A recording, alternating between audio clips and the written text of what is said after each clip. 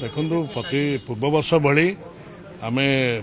Biju Janata Dal पक्षर October 2 Gandhi जयंती ठारू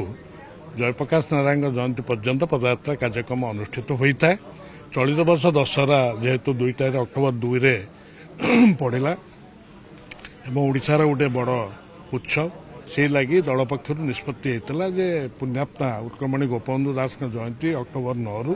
आरंभ हो मासव्यापी ये चलो से मर्म आम एकामर निर्वाचन मंडली और राज्यर अन्य अंचल एपरिक उत्कलमणि गोपबंधु दास जन्मपीठ सुआंड ठारे दल पक्ष से कार्यक्रम होता पदयात्रा होता एवं अन्य स्थान अन्य जिले में विजु जनता दल पक्ष से कार्यक्रम पदयात्रा कार्यक्रम आयोजन आरंभ होता चली मर्म जो अक्टोबर 16 तारिख दिन एकाम निर्वाचन मंडली 52 नंबर वार्ड गंगानगर अंचल पदयात्रा कार्यक्रम दल पक्ष कर आमर वरेण्य नेता पूर्वतन मुख्यमंत्री और विरोधी दल नेता श्रीयुत नवीन पट्टनायक से गंगानगर विजु आदर्श कॉलोनी पदयात्रा जोग देवे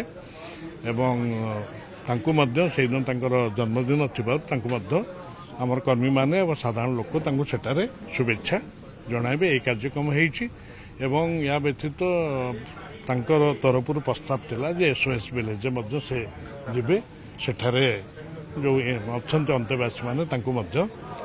किसी मिष्टान्न बंटन कर कार्यक्रम।